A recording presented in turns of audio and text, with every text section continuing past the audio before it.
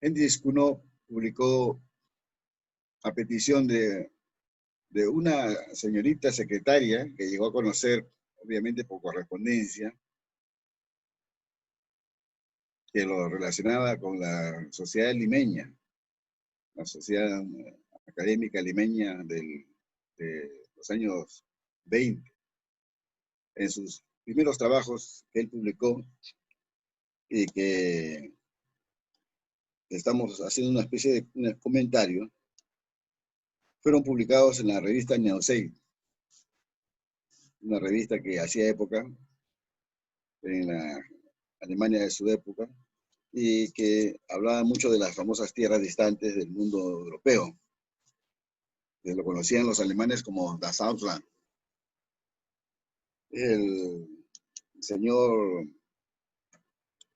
Hendrix Cuno publicó tres libros y está cerca nuestro amigo Omar Meneses. Puede citar los 3 libros de Cuno. ¿Los tienes ahí a la mano, Omar? Vamos, los libros no son para guardarlos, pues. O lo lees o lo regalas, como yo. Ya, acá está. Yo no te lo he regalado, te lo he prestado nada más. Por supuesto, así es. Ese libro también que está expuesto es uno de los esfuerzos del FER, del Frente Estudiantil Revolucionario de los años 70, publicado con el costo, con el bolsillo de esos feristas. Y dijeron, ¿qué cosa publicamos? Publiquemos pues los tres artículos que hicieron gala en la revista Newsweek de aquellos tiempos, y que a petición de la Sociedad de Lima, de aquello fue traída y traducida del alemán por una señorita Wojciech, que siempre me llamó la atención de tratar de ubicarla, ¿no? Porque si es que no falleció sin dejar descendencia, fue la primera mujer que trabajó en la publicación del alemán al castellano, en ese entonces en Lima. He tratado de rastrear a la señorita Wojciech. Será fácil, ¿no? Yendo a los archivos de la Biblioteca Nacional, obviamente de la Biblioteca Nacional, que se quemó, pudo haber pasado 2 cosas, ¿no? Que se hayan conservado los archivos, ¿no? Porque ella era una traductora, y perderse su rastro para siempre, ¿no? A iniciativa de algunas, ¿cómo se llaman los 3 títulos? ¿Me puedes nombrarlo, Omar? Ya, empezamos. El primer ensayo es el sistema de parentesco peruano y las comunidades gentilicias de los incas. El segundo ensayo, las comunidades de aldea y de marca del Perú antiguo. Y el tercero es la organización social del imperio de los incas. Investigación sobre el comunismo agrario en el antiguo Perú. Mientras vas buscando la fecha de la edición, Omar, y yo voy explicando a los amigos por qué estamos llegando a una reunión sobre Cuno. Es que en Europa, no solamente, como sabemos hoy día, se tejen las raíces, el proceso de intercambio de grupos humanos de manera intensa, la aparición consiguientemente de idiomas diferentes, pero lo importante es que gran parte del desarrollo de la humanidad después de, en el último, vamos a hacer un poco de prehistoria, con el permiso de ustedes. Hoy día sabemos que las migraciones de los Homo erectus hacia Europa, pasando por el estrecho del Sinaí, Palestina, y enrumbando hacia la Europa central, da origen a los grupos llamados Homo ancestros. Estos Homo ancestros vienen a ser las poblaciones de hace 1 millón de años en nuestro planeta. ¿Quiénes son los homos ancestros? Los homos ancestros son restos humanos hallados principalmente en esta época en la zona de Atapuerca, al norte de lo que es España, frente al mar Cantábrico. A colación de unos hallazgos entre fortuitos y después ya se está desarrollando arqueología de manera intensa, se han encontrado los restos óseos en medio de una tremenda habitáculo natural de un montículo artificial de sal de magnesio, que al derrumbarse entregó a la ciencia los restos fósiles de fauna extinguida. Entonces, como estamos en plena época moderna y los avances de la datación permite establecer esa antigüedad, esta fauna extinguida. Tiene 1 millón de años. Los restos de Atapuerca han hecho y están haciendo famoso este sitio arqueológico. Y los restos hallados asociados en un montículo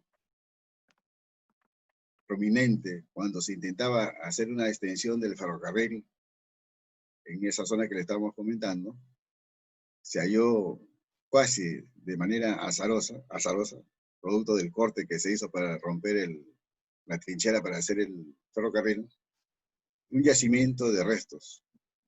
Y entre esos restos se encontró restos humanos que fueron inmediatamente casi identificados, ¿no? Porque la paleontología humana y el reconocimiento de las características anatómicas de los neandertales y de los Homo sapiens arcaicos es fácilmente distinguible. Al hacerse las calificaciones, la datación absoluta, se ha llegado a la conclusión de que el resto de Atapuerca es contemporáneo a esta fauna, convivió con ella, pero no solamente ha convivido con ella, sino que la cazó a ella, ¿no? Fue un elemento de supervivencia. Y al verse el contexto, ¿no?, de donde vivían estas gentes, resolvió que estos venían a ser los directos antecesores de los Homo sapiens neandertales. Y es interesante porque en los años 70 había una fuerte discusión acerca del papel que cumplían los Homo sapiens neandertales en la filogénesis de la especie del hombre. Y solamente la Academia de Ciencias de la URSS, con Niersto de la cabeza, hizo un cuadro cladogenético del papel que tienen los neandertales en la evolución humana.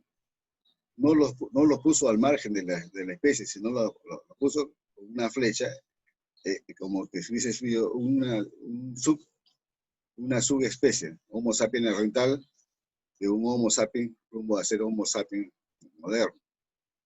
Pero otras academias, otros grupos alemanes, ingleses,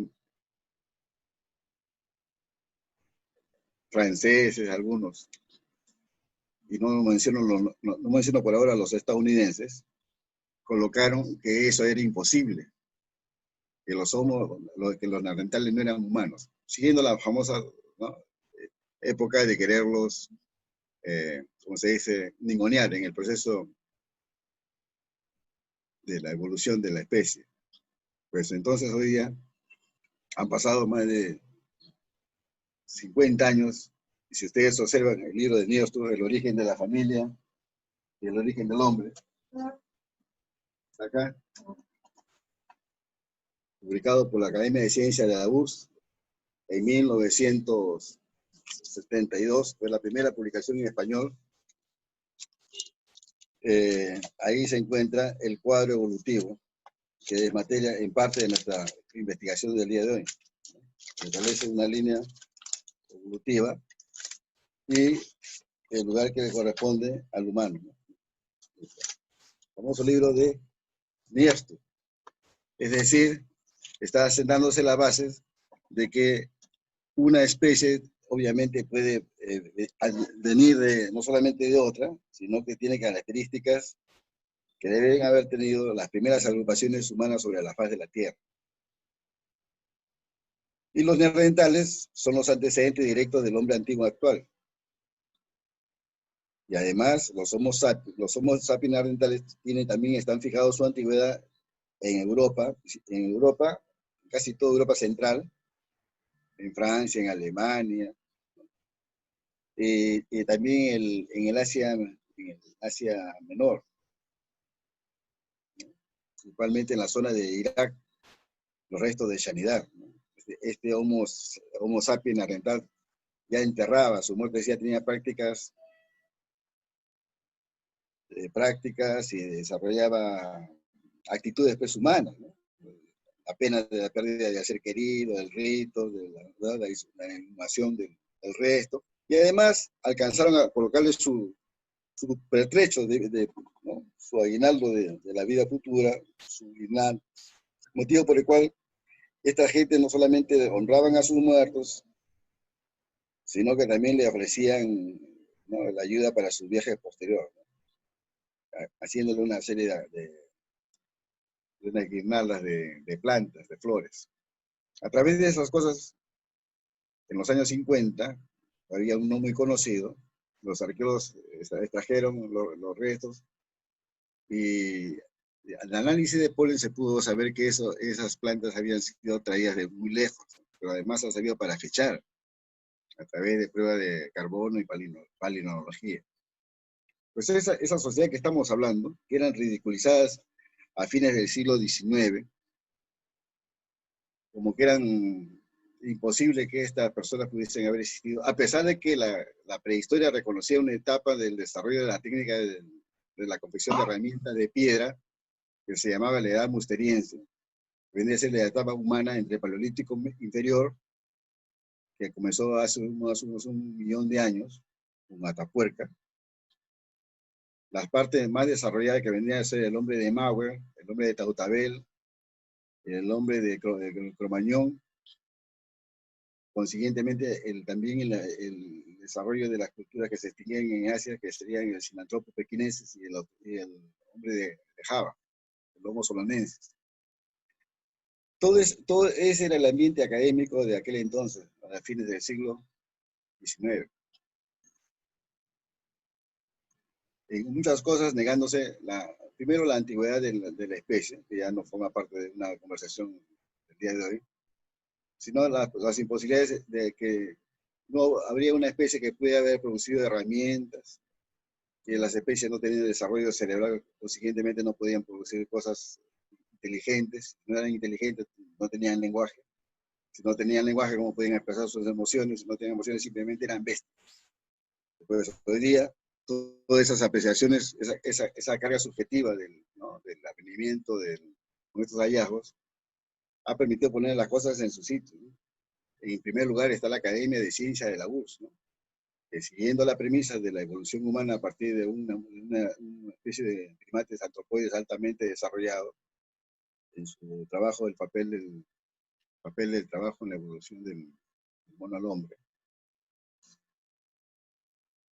Y tratando de darles sostenimiento a la famosa teoría del origen natural de esta especie, producto del trabajo que se desarrolla, afectando, influyendo directamente en la vida humana, en proceso de evolución, en hominización, y en un momento determinado produce una herramienta que ya no es un recurso natural espontáneo, sino que es un producto y obra del pensamiento, y que la paleontología lo asocia directamente a un momento dado en que se produce una característica humana muy reconocida, desarrollo de capacidad cerebral concreta, posición ortógra, bipedestación, y entre otras cosas, la forma de vivir en sociedades. Obviamente que esos humanos hoy día se les conoce como Homo habilis, Homo que produce herramientas. Y de ahí para adelante comienza de manera lineal, por decirlo de manera de la exposición, Homo habilis, Homo habilis, daría el inicio al Paleolítico inferior y el fechado absoluto de una especie ya no de homínidos, sino un que produce herramientas y ahí está el objeto, ¿no? Las piedras achelenses. Con eso comienza el Paleolítico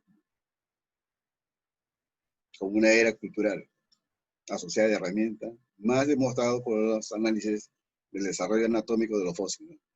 Entonces, del Homo habilis comienza a aparecer la etapa del desarrollo de las poblaciones de este tipo, se van expandiendo por el África Central y el África del Norte,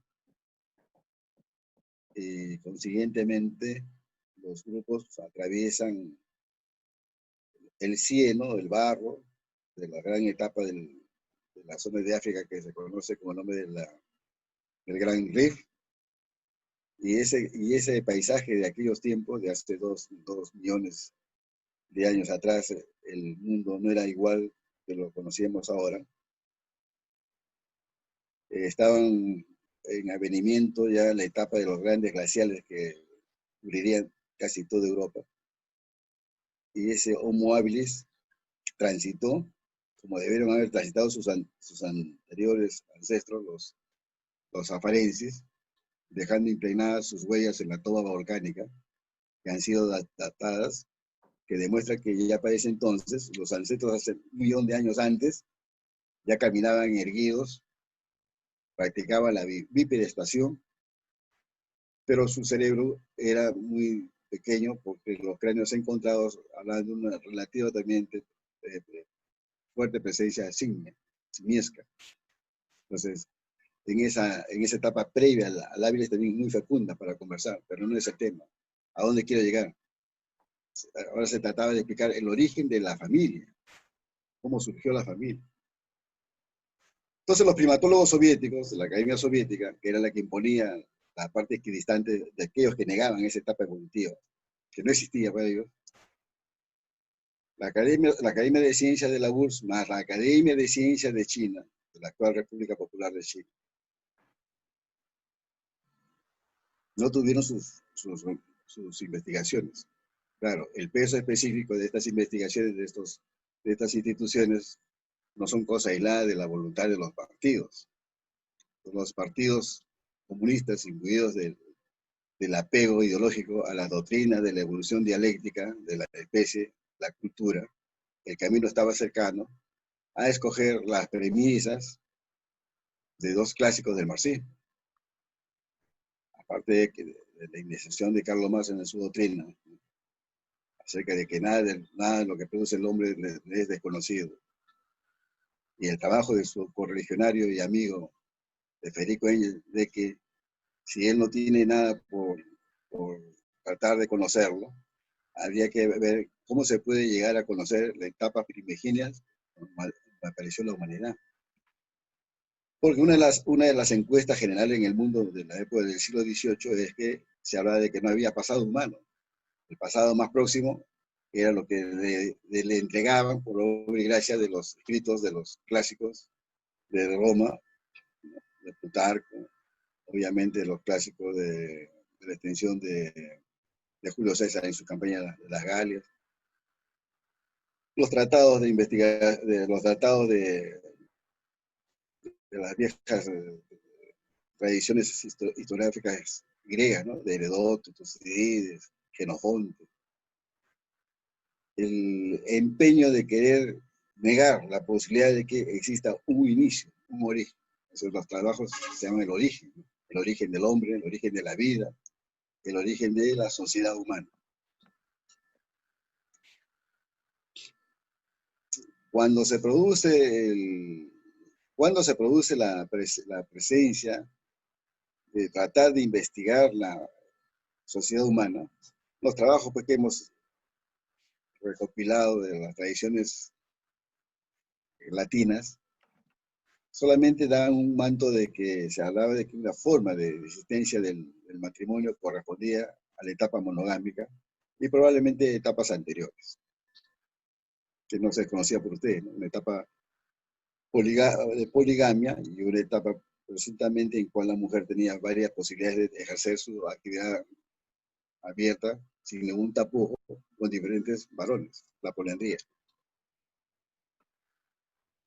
Y que en determinados momentos de esta sociedad, por efectos obviamente, decía entre comillas, ¿no?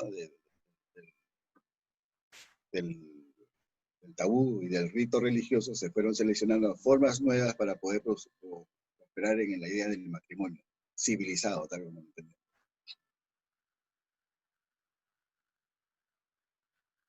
Cuando Engels produce su libro El origen de la familia, la propiedad privada y el Estado,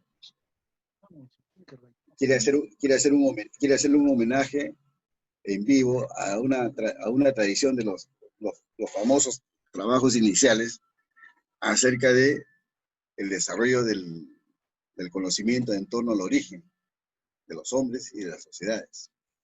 Y para ese entonces Europa se debatía en otros grandes debates, ¿no?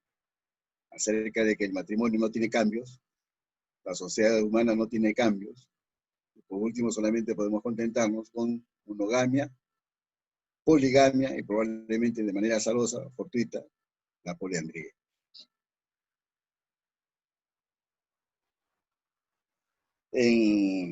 Hacia 1860, 70, ya ustedes saben que hay movimientos sociales fuertes en Europa, ¿no? En 1871, si mal me apoya, estamos en el año que se produce la gran insurgencia proletaria, ¿no? La Comuna de París. Uno de los grandes problemas de la discusión del socialismo y de los comunistas era acerca del carácter del Estado y qué hacer ante el Estado. Y la otra pregunta que venía desde el siglo XVIII, acerca de si el Estado se puede describir, se puede analizar, se puede historificar sobre el Estado. El Estado ha surgido en un determinado momento o existió desde todos los tiempos de la existencia de nuestra especie humana.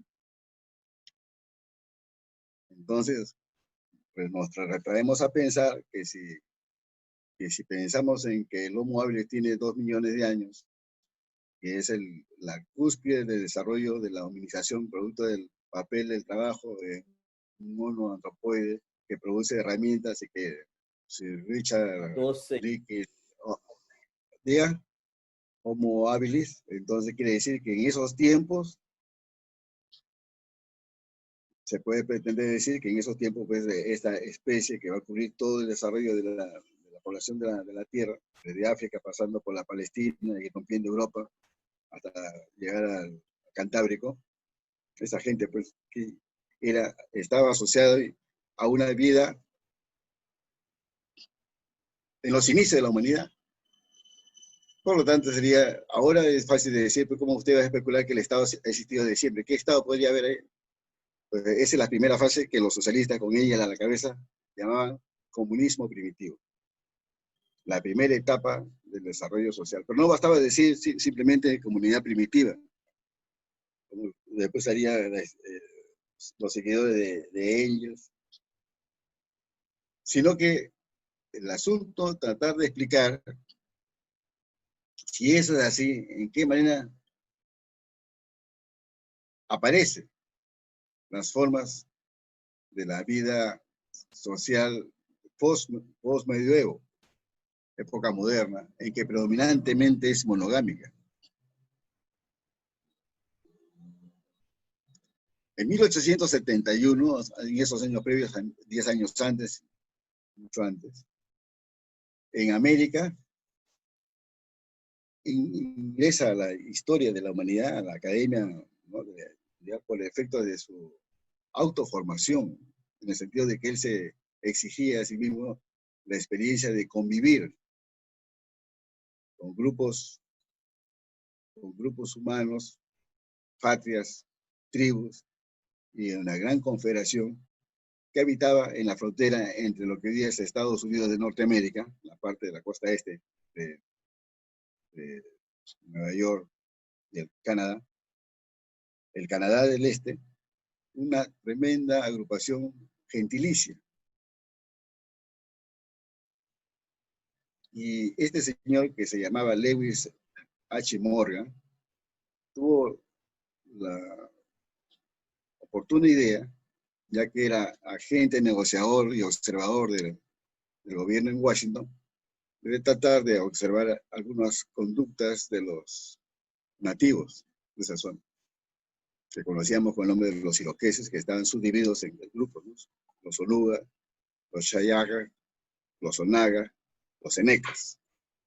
Entonces, Lewis Morgan no solamente tiene curiosidad y obligación de contactarse con estas agrupaciones nativas, de la gran cantidad de nativos que poblaron todo, todo Norteamérica, desde Alaska, todo el territorio del Canadá, de costa a costa, incluyendo los Estados Unidos de América. Pues es el lugar donde él llegó a conocer, vivió durante 3, 4 décadas. Y no solamente le interesó la idea de cómo se comportaban estas poblaciones, que se trataban ellos como hermanos, y el trato era hermano, sino que estas gentes vivían en formas comunales, en casas comunales. Digo casa porque es un casa, podríamos llamarla habitáculo, llamarlo choza, como quieran, ¿no? Pero eran agrupaciones humanas extensas que vivían en perfecta armonía y decisiones colectivas. Él fue casi adoptado por los Senecas y pudo darse cuenta de que debajo de ese tipo de observación había una forma de tratamiento, de parentesco entre ellos. Se trataban de hermanos no en el sentido de hermandad uterina, sino en el sentido de hermanos de forma de gentilicia, de que todos formaban parte de una sola pacarina, de una sola institución más primitiva que ellos. Pero de todas estas cosas que él observaba, incluyendo el análisis del idioma, percibió que estas gentes ignoraban pues, el concepto de propiedad individual. Por lo tanto, era imposible que también conociese, como diría luego el famoso dirigente Sittler, uno de los últimos dirigentes nativos, que era casi desconocido en toda la región el principio de propiedad privada. Por eso cuando se intentan hacer en Washington negociaciones por los terrenos de los nativos, se choca con la parte ideológica de que la ideología comunista comunitaria primitiva, en nuestro argot sería pues una especie de una comunidad que desconocía totalmente el principio de propiedad, era para ellos difícil hacer un trato de negociar con algo que no tenía valor individual, sino valor de uso de todas las tribus. Por eso que eso impele pues, a que Washington tome decisiones o de embaucar a los nativos o simplemente hacerle la guerra para usurparles sus terrenos de supervivencia, tal como es fácil demostrar. Engels llega a conocer el trabajo que publica Emil Morgan, el famoso libro que ven acá, se llama La Sociedad Primitiva. Lewis H. Morgan. Engels es generoso con él, le dice que él descubrió a su modo lo que ya había descubierto Carlos Marx 40 años antes. Por lo tanto, hasta donde vamos para hacer la introducción al tema, que por un lado ya sabemos exactamente cuándo comienza nuestra especie para iniciar el Paleolítico inferior, luego vendría con los miles de años el Paleolítico medio, el desarrollo técnico, y va ingresando a nuevas áreas, va habituándose a vivir en Europa cuando están los glaciares ocupando Europa. Y eso es un enorme laboratorio de solamente de hábitos culturales, sino que también el desarrollo de la familia. Habría que preguntarse hoy día qué formas tenían esa familia. Obviamente no podía pues, ser monógama ni poliándrica. Ya tendríamos que haber pesquisas. Si venimos de un grupo ancestral común, hay que fijarnos a través del comportamiento de sociedades de monos antropomorfos para más o menos señalar las pesquisas de cómo pudo haber sido las relaciones, ¿no? de la humanidad antes de que exista la humanidad como tal. Por lo tanto, se hablaba pues, de que tenía que ser obviamente una sociedad promiscua, porque los primates desarrollados tienen una conducta específica, ¿no? Son altamente territoriales, Y eso ha hecho que ese grupo permanezca casi estable en su desarrollo evolutivo. Por lo tanto, había que fijar la idea de que la especie que antecedió al hombre no pudo tener conductas cerradas, sino que tuvo que ser abierta para poder permitir la aceleración de la multiplicación, de la selección de una especie que está luchando por su sobrevivencia. Lo que quiero entonces decirle que ese hombre de Atapuerca es el directo antecesor del Homo sapiens neandertal. El Homo sapiens neandertal es el antecedente directo de los Homo sapiens actuales, como lo llamamos Cromañón. Y esa especie Homo sapiens neandertal descubrió todo el área de lo que es Europa, más el Asia Menor, cuya etapa final, confirmada científicamente con excavación y datación, que es la cueva de Shaniyar en Irak, que tiene 70.000 años de presencia humana en ese lugar. Pero estamos hablando de Kuno. ¿Y cuándo ingresa Kuno? Obviamente ingresa porque Engels, Federico Engels lo cita en El origen de la familia, la propiedad privada y el Estado. Estoy convencido que todos han leído el libro del origen de la familia, la propiedad privada del Estado. Bueno, es importante que habéis leído porque es tal cantidad de datos que se van entretejiendo, en el cual el socialismo científico va labrando no solamente la lucha por el poder del proletariado, sino que trata de discriminar en qué momento surge el Estado. ¿Ha existido desde siempre o en un momento determinado aparece?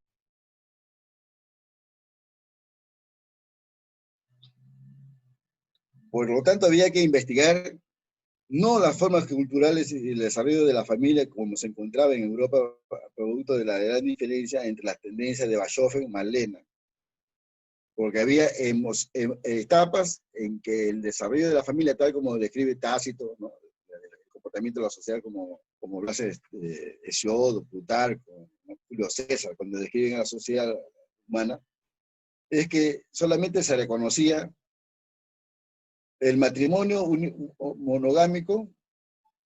El antecedente directo venía a ser el Roma con sus querellas sociales y el matrimonio monogámico. La poligamia, que era un artificio de la posibilidad de que un varón tenga varias compañeras, o la idea, como en la época de las famosas zonas de castellanas en el norte del Perú antiguo, donde una serie de mujeres recepcionaron un varón, que sería la poliandría. Pero entre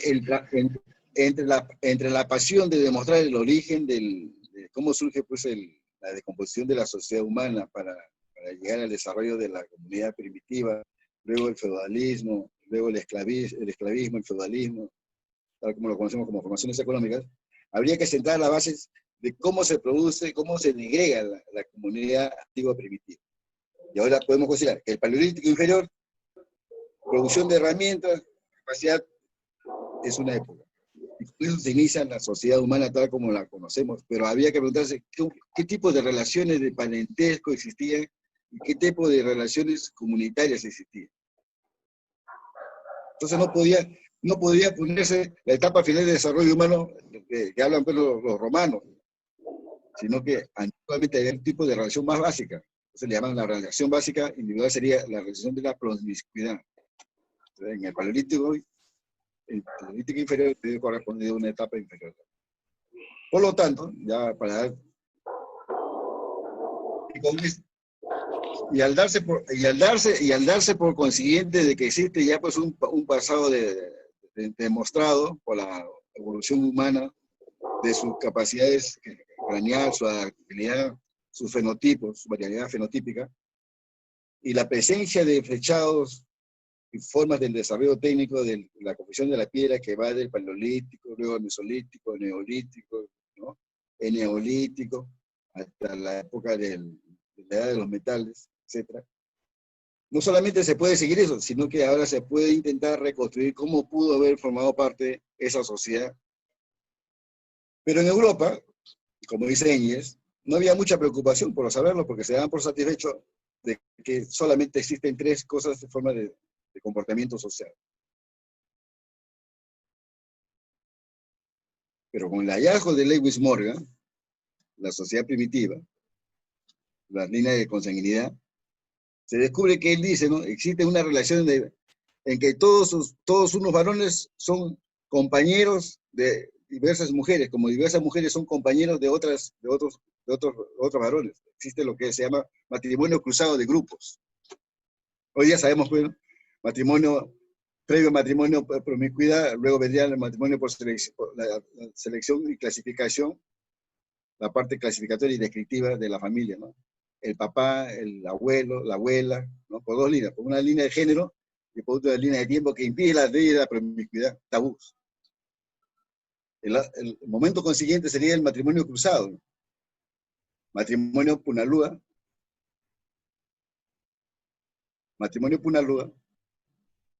que daría origen a otra etapa.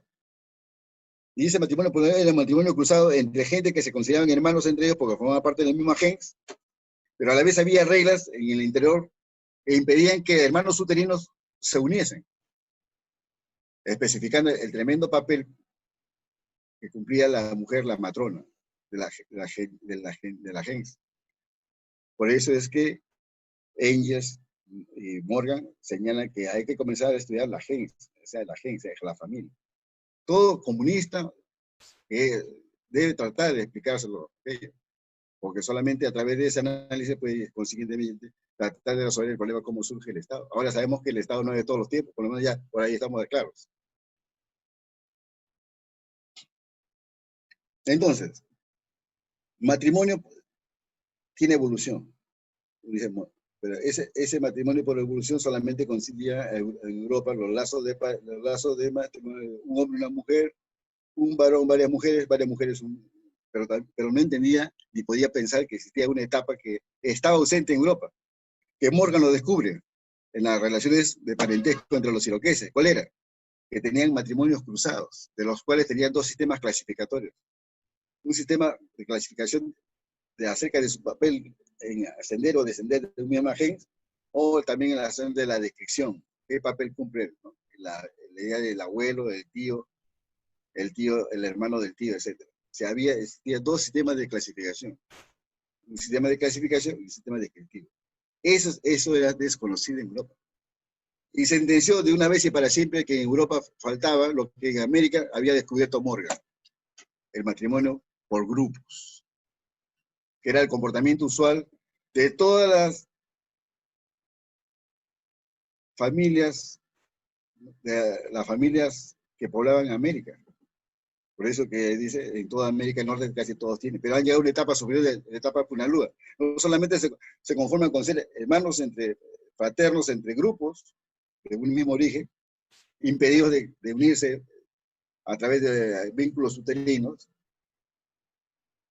pero a la vez se reconocen todos como forman parte de una sola patria, una sola hermandad, una gran nación.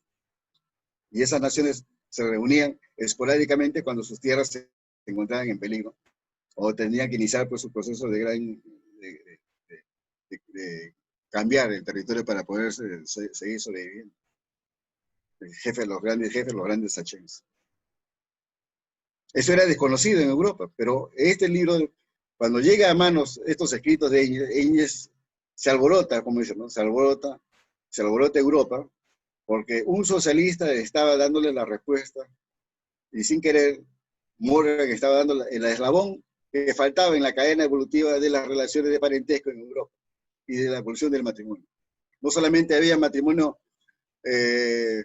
sindiásmico,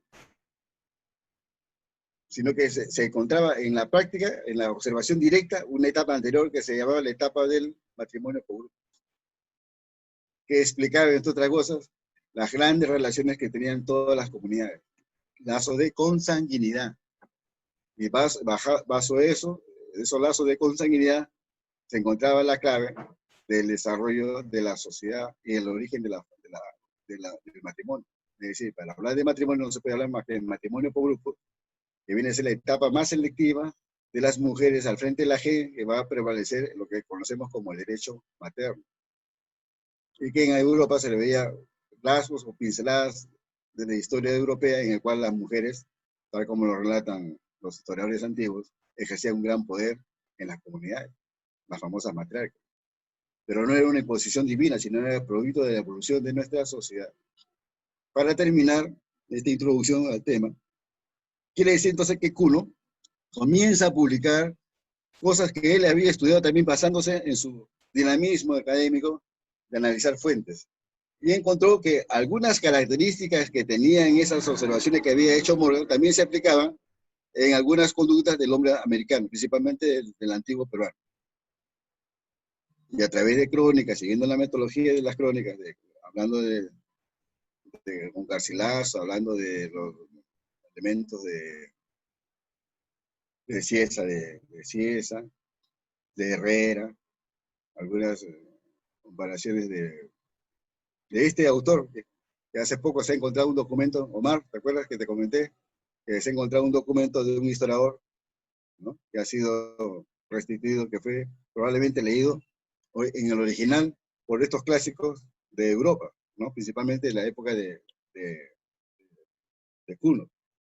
Pero Kuhn no se quedó ahí, sino que Kuhn publicó, como lo dice Omar, publicó en la revista Das Aulas, y en tiempos ese fue uno de los elementos para poder determinar lo siguiente. Había llegado Marx primero, obviamente, Morgan después con su trabajo en la sociedad primitiva.